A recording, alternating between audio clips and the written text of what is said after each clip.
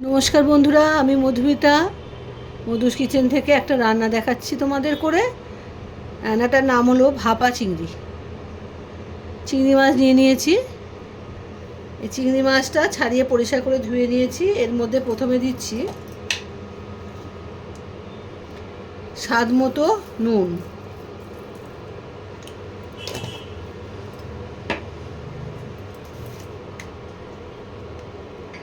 পরিমাণ মতো হলুদ গুঁড়ো,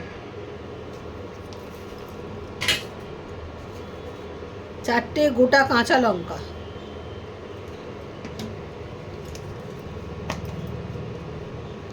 তোমরা যেমন ঝাল খাবে সেই মতো শুকনো লঙ্কার গুঁড়ো,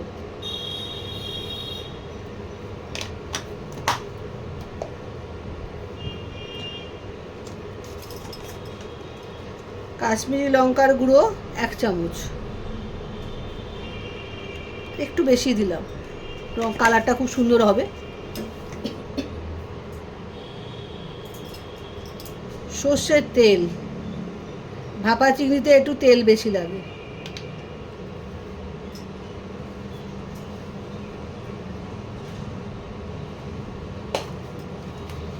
এবারে লাগবে সর্ষে আর পোস্ত বাটা,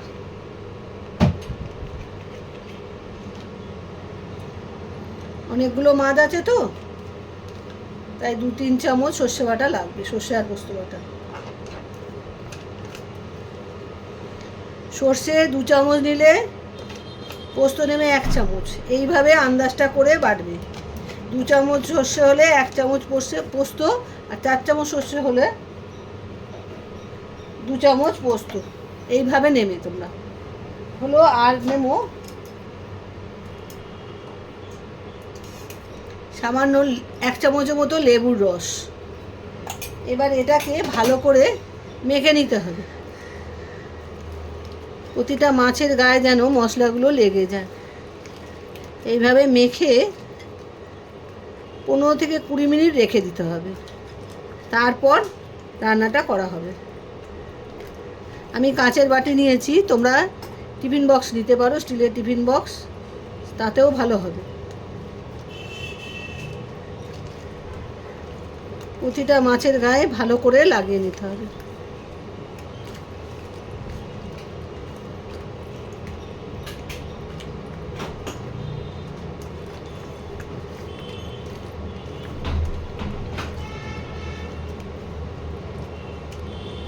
এইভাবে মাখিয়ে 10 থেকে 15 মিনিট রাখলে খুব ভালো হয়। তাড়াহুড়ো যদি থাকে রান্নায় তাহলে তাড়াতাড়ি বসিয়ে দেবে, 5 মিনিট অন্তত রাখবে, তাহলেই হবে। এভাবে ঢাকা দিয়ে 10 থেকে 15 মিনিট আমি রাখছি, তারপর তোমাদের দেখাচ্ছি। 10 মিনিট হয়ে গেছে, আমি ইন্ডাকশানে জল দিয়ে স্ট্যান্ড দিয়ে বসিয়ে দিয়েছি। এইবার এইটাকে বসিয়ে দেবো আস্তে করে। এই বসে গেছে। এবারে ওপর থেকে একটু ধনে পাতা কুচি দিয়ে দিতে হবে।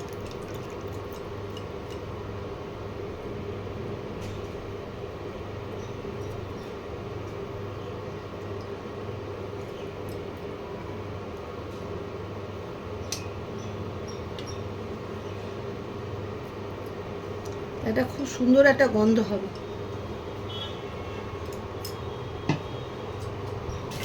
এবার উপরে একটা ঢাকা দিতে হবে যাতে ভাপে হয়, ওপরে এর উপরে আবার একটা ঢাকা দিতে হবে। এই দেখো, এইভাবে দিতে হবে যাতে ভাপটা না বেরোয়। এইভাবে 10 থেকে 15 মিনিট লাগলেই রেডি হয়ে যাবে। আমি তো ইন্ডাকশানটা জ্বালিয়ে দিয়েছি, আর মিডিয়ামে গ্যাসটা রাখবে। আমিও মিডিয়ামে রেখেছি ইন্ডাকশানের টেম্পারেচারটা, রেখে 10 থেকে 15 মিনিট ওয়েট করতে হবে, তারপরেই রেডি ভাপা চিংড়ি। খুব সোজা কিন্তু, জিনিসগুলো দেখে নিয়ে মেখে বসিয়ে দিলেই কাজ রান্না হয়ে যাবে। 15 মিনিট বাদে রেডি হোক, তারপরে আমি দেখাচ্ছি। 15 মিনিট হয়ে গেছে, এবারে আমি ঢাকাটা খুলব।